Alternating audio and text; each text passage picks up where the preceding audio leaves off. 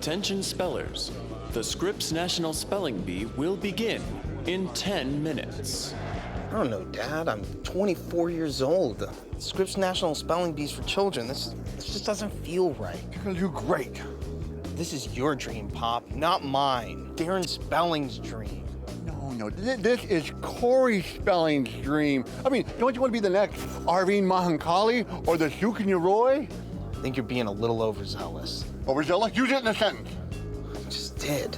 Spell it. Overzealous. O-V. Look, do I have to spell it out for you?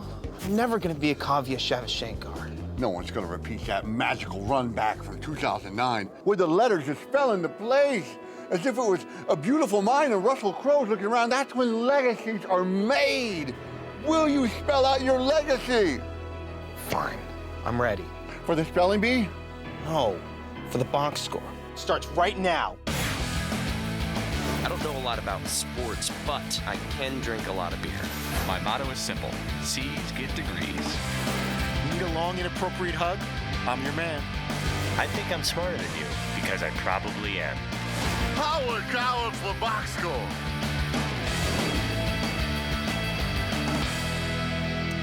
Hello and welcome to the Box Score. I'm Brock in Los Angeles, and I'm chatting with the Danettes out in Milford, Connecticut. Polly, let's start it off with you. You started off the show by showing some shocking video that had Fritzy actually nuzzling up to some Shellback rum. Fritzy, did you actually get a little crunk yesterday? I had a little buzz going. It was right before I was going to be driving home, so I wanted to be smart. So I had to wait a little while to make sure that I wasn't going to be impaired in any way. But Paulie was kind enough to invite me to try some of his concoctions with Shellback rum, and one was a little too strong, but another one I genuinely liked and drank more of it than I had initially planned. Yeah, Brock, I put about this much rum in it for Fritzy, which just dominated his system. But the funny thing was, as you see there in the video, that's not a scripted bit. He took a couple sips and he kind of walked away with it, which I had no problem with. And there was no women around, with that added peer pressure. It was just Paulie saying, "Hey, we're trying to come up with some new Shellback rum flavors for the summer. Why don't you give me your thoughts on?" It was fun. I wish Fritzy would have a couple pops on a summer day and go out with us and see what happens. We'll get him home. Well, there are no women involved, but you did have some cyber women, you said later. Seton, let me ask you, why weren't you there? You were suspiciously absent. Oh, come on now. I was just sitting off camera, sipping on some scissor myself. Yeah, Seton was first man in. I was the first guy right in there. Beautiful. Something that's going to drive a man to drink is a woman, and golfing sensation Rory McIlroy dropped the hammer over the phone. McLovin, is that just how ballers do? Believe me, back in my single days, Brock, I didn't have time to go in person to break up with all the ladies that I let go.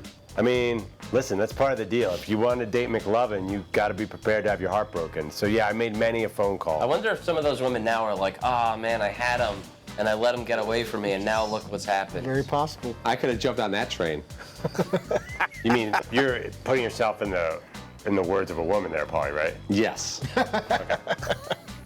You guys were actually able to get your hands on the Rory call to Wozniacki, and you shared it with the boss. I-Team just acquired some sound of the call by Rory McIlroy to his fiance. Oh. It's okay we play it. It's a little touchy. Okay. Just a touch. All right. So here's Rory McIlroy. I got to tell you, it's not you, it's me. I think you're a great gal. A lovely lass, but right now I just need a little space for you. Is that Brad Pitt and Snatch? Yeah. Oh, Mikey. Oh, and you know what? Kevin. Brutal. It was really just horribly mean-spirited of us, and I'm kind of embarrassed now, and I feel badly about it, although it was actually a ton of fun. Sort of really helped set at least the tone for me for the rest of the day. Yeah, I totally agree with Seton. It was a ton of fun. Fritzy, you apparently were still feeling the aftershock from the Shellback rum when you dropped a joke about Rory. And when we play this, pay special attention to Paulie's laugh on this tape. Can you ask McIlroy at the press conference if he plans to withdraw from the tournament at the last possible minute, or is that in bad taste? What are you doing? That would be inappropriate. He wouldn't appreciate that. Holy smokes. That would be mean-spirited. That would be an example of... You don't do that. You don't ask that question. You can ask anything about golf. That'll be off limit. He's not going to withdraw at the last minute, right before the tournament.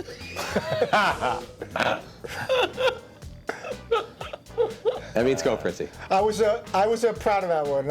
Anytime I can make the guys laugh, it makes me feel good. You know, I've had many whiffs, and I've said a number of things that other guys have said literally seconds or minutes before, and I wasn't paying attention. I've had the horrible mock headlines. So on one of those occasions where everybody in unison is genuinely amused and laughing. Whoa. It's all fake laughter, Todd. No.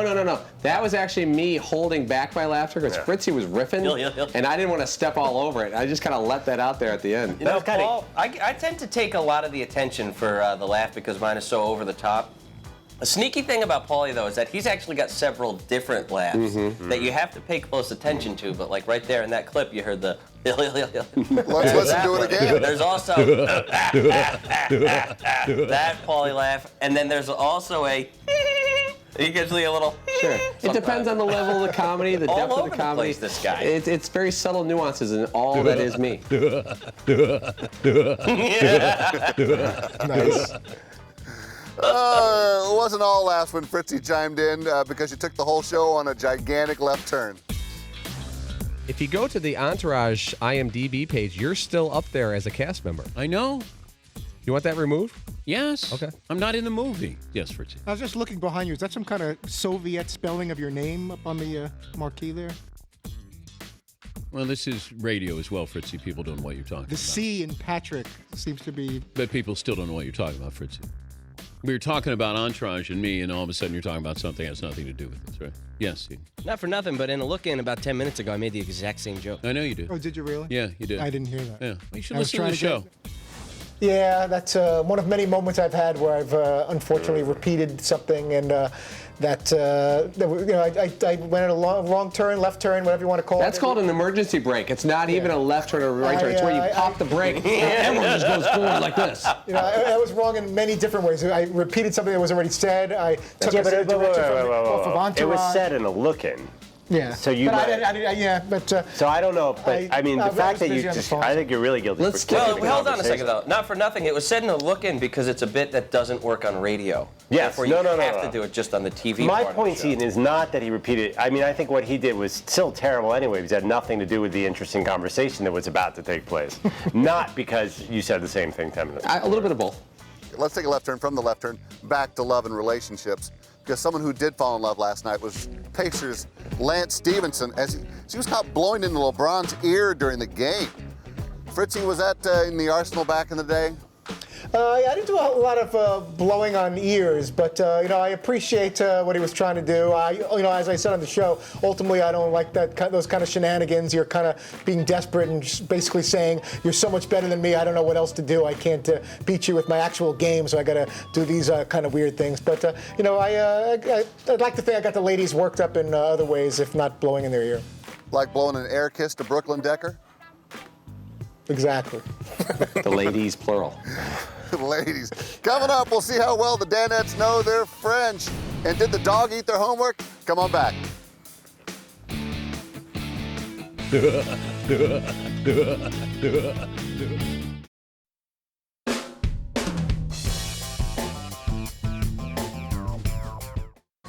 Oh, porn and lo mein. Fritzy, my friend, you are a genius. Oh, no. Hey, Bobby, why don't you go grab Brock? We're going to tape early. Got it. Thanks. Oh, my. Hey, Brock.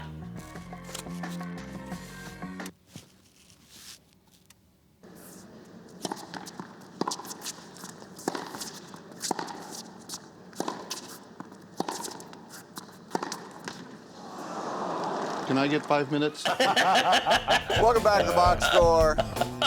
Oh, as you can see, I can't take my eyes off of tennis. But with the NBA and NHL playoffs in full swing, it's easy to forget about the French Open. So I think this is a perfect time to keep you on your toes and present you with Danette Spelling Bee.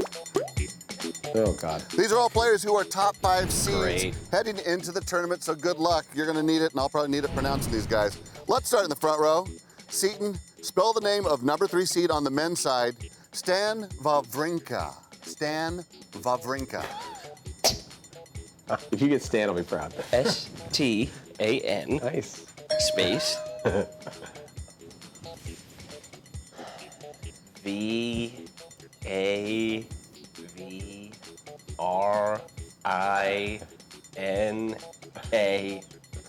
Ooh, very close, but that is wrong. S-T-A-N-W-A-W-R-I-N-K-A. Wawrinka. See, I should have. Wawrinka. Katarina Witt should have taught me that. To the back row, Fritzy. She's the number 5 seed from the Czech Republic, Petra Kvitova. Petra Kvitova. Okay, for Petra, I'm going to go P-E-T-R-A.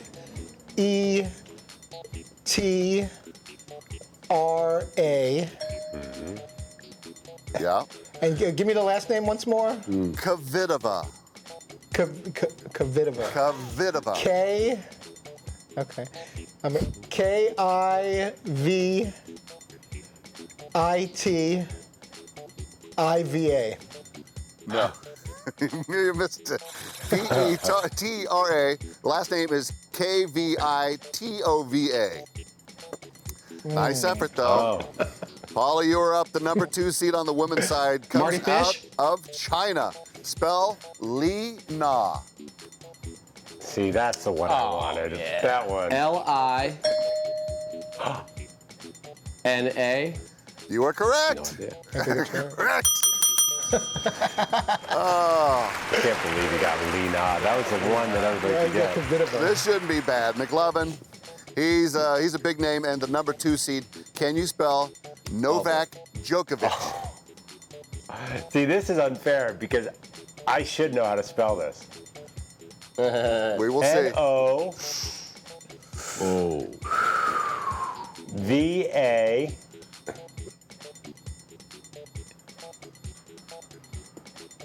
K. The umlaut in there. Yeah, don't forget the umlaut. Gonna have to. Djokovic. Djokovic. D-J. Yeah. O-K. I. Wait, K-I. Djokovic. Oh, this is where it gets tricky. V. Come on. I-C. So close. The last name was D-J-O-K-O-V-I-C. Polly is the winner. He had it right at first, Brock, but he took so long to spell it, Novak changed his name mid-spelling. Wait, what was wrong? I didn't even see the difference between the two things. Yes, I think we're almost out of time. By the way, make sure to catch the DirecTV French Open Mix airing this week on channel 701. Up next, we got another quiz for the boys, and which Danette likes to steal hamburgers? We'll find out.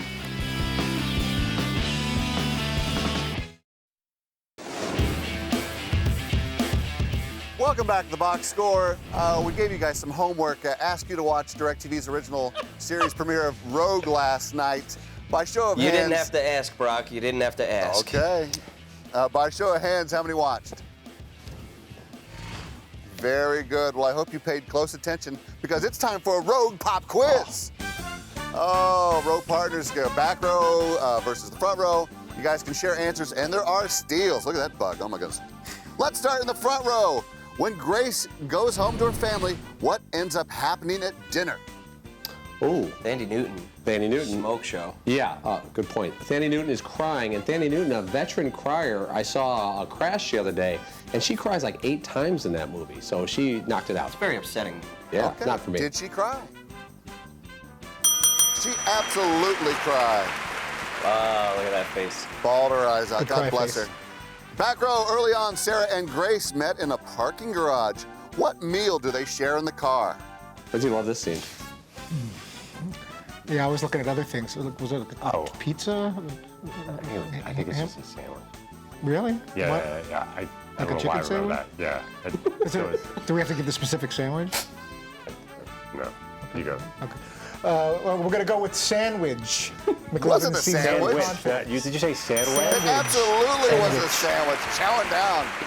Oh, great sound, too. You sandwiches. could hear the lettuce crunch. Front row, Cole Hauser and his crew meet where to discuss Cheat's spending habits. Okay, I got this one. And I just want to say Cole Hauser, who I've shared an elevator with. And I also saw him out at a party during Super Bowl week. We think we're friends with him. Total bros. Where I was like, dude, he was on the show, and then I saw him later on that night, and I was like, dude, what's up, man? And he was like, hey, man. No idea, no recognition of me whatsoever, but it's because Dan wasn't with me. Anyway, they met at a driving range. Was the driving range? Absolutely was a driving range. Nice. Oh. You guys Nice are balls. awesome. And finally, back row, when Cheat finally gets Sarah back to his place, what is he wearing when he comes out of the bedroom? Fritzy, this is all you, dude. Some kind of fez or some kind of... Fez. Some kind of interesting hat. I think... What is it? No. I think it's called like... She's wearing Wilder I think he was wearing like feathers, like a feathered boa. Just draped on her back. Feathered boa? Come on, dude. This is your like kind of wheelhouse, I can't think of the name of the... If it was Rogue 3, you know whatever. Okay, well, I'm gonna trust my partner here. We're gonna go feathered boa is the way he's Was it a describing feathered boa?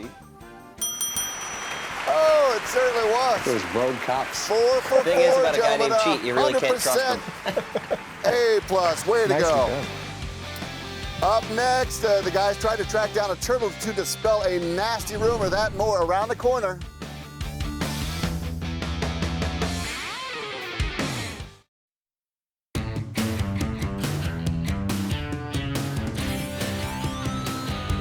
This is Jerry Ferrara, and you're watching The Box Score. Welcome back to the box score. Well, we were able to wrangle up Jerry Ferrara for the box score, but you guys were having trouble getting him today. Seton, do you believe that Jerry told Rich Eisen that Dan was begging to get into the new Entourage movie? Oh, dear. Oh, boy. Well, this is... You know, I don't know that Jerry really had to tell Rich that Dan was begging to get into the Entourage. Yeah, Rich listens to our show. Yeah. I mean, it was kind of like pretty much led the show for the last 6 months or so. Can I say these things? Yeah, you just did. Now, I do have an update, Brock. Jerry just checked in. He will be joining us tomorrow on the show. Excellent. Paulie, I think if you were to end up in the new Entourage movie, you might need a makeover because no self-respecting man would end up in this outfit. I mean, check out those sassy shoes, right up to the Hamburglar shirt. Paulie, where's your go-to store? First, thank you for the kind thoughts, Brock. I appreciate that as a man who knows fashion. My go-to store, these are from Ben Sherman. That's kind of, I guess, kind of okay. Orvis for the winter season, as you know. Autumnal wear is more Ralph Lauren. Well, see, it's interesting. You're sort of rebranding yourself because you're the fall guy here. And Right. this is very spring summery, fashion forward. Well, I really like where you're going. I with your appreciate wardrobe. that. I appreciate that, Seton. I appreciate the backup. And Memorial Day has hit. It is officially summer, and you could tell. You know, I'm still a Pierre Cardin guy. I don't know if he still makes clothes, but back in the day, if I can, stop by. He's Chess been King. dead like since '87. I'm still a Pierre Cardin. Wait, do you actually buy your own clothes? I thought you said your wife bought She your picks shirt. out a lot of stuff. I'll pick out some things, but there have been times where I just don't like going shopping, and if she's going to pick something up, I'll say, if you can find a few shirts for me that you think I'd look good in, go for it. So When I you're going trust through her like a judgment. radio station prize closet, though, and you're just looking for free T-shirts, what's that process like, Todd? That is about 83% of the wardrobe. If it's not Broncos or some type of other radio or TV logo type thing, I've got a couple of plaid shirts, and that's really about it. There you go. Some questionable shorts. Yeah, and you save money by not buying underwear. See, the topic came up when the boss came late to your wedding day and almost tripped your bride coming down the aisle. And then the topic of Paulie's fashion sense came up. See, why would he show up dressed in the same color as the groomsmen? Is this sort of a single white female move on his part? You know, I'll remember seeing Paulie the day of my wedding because as soon as I saw him, we were sort of walking towards each other, and he caught a glimpse of me, and he went, "Oh my God, are you serious?" He's like, "You've got to be kidding me. I was going to call and ask you what color suit you were wearing, so I didn't do this." I look at it more the other way, Brock, and I wish you could see my fantastic brown and cream spectator shoes I had on there. Seton and I are pretty tight, and he wanted me in that bridal party. He didn't want to alienate some of the guys from the Amboy, South Amboy region. Holler. So he just said, just show up and I'll just kind of work you in back. Just sort of slide you, sidle into Yeah, there. I didn't make the, they got a program. My name wasn't technically in there. I was like, listen, my brother has to be my best man, but you could be sort of best man-ish. It was great. Great time. You were the understudy. Seton, funny story. Where did you find this picture on such short notice? Well, embarrassing. I went through my Facebook profile and had 0 pictures of my wedding. I went through my wife's Facebook. She had 0 pictures of her wedding. And so then I ended up just well, maybe if I could find a picture of Dan at my wedding, I might have some look. And I just went to Google and I put in Dan Patrick wedding, and that was the first thing that came up was a picture of me, Paulie, and Dan standing around at my wedding. Brutal. Fritzy, you're looking a little tense in the back row. Maybe you need to take the edge off. Would you like to take a sip of something? I would like to. One of Paulie's Shellback rum concoctions. That looks more like one of Fritzy's bodily fluids. Yeah, it does. It does I look had like that drain from my knee last week in a procedure in there.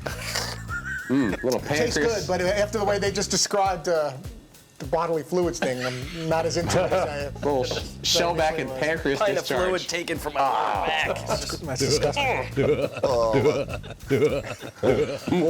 Okay, put that UA down and tell us who's on tomorrow, please. We expect to hear from Jerry Ferrara. Pierre Maguire may join us, talk a little NHL. We may hear from Carmelone. We're working on some other things, maybe Dr. James Andrews. A lot of stuff floating around, but looks like Ferrara will be part of things on Friday. Cool one. Excellent. Thank you, guys. And thanks for watching the box score. Set your DVR or tune in weekdays at 3 p.m. Eastern only on Audience Channel 239 right here on DirecTV. I don't know a lot about sports, but I can drink a lot of beer. My motto is simple. C's get degrees. Need a long, inappropriate hug? I'm your man. I think I'm smarter than you, because I probably am. Hey, thanks for watching the box score. Holy cow!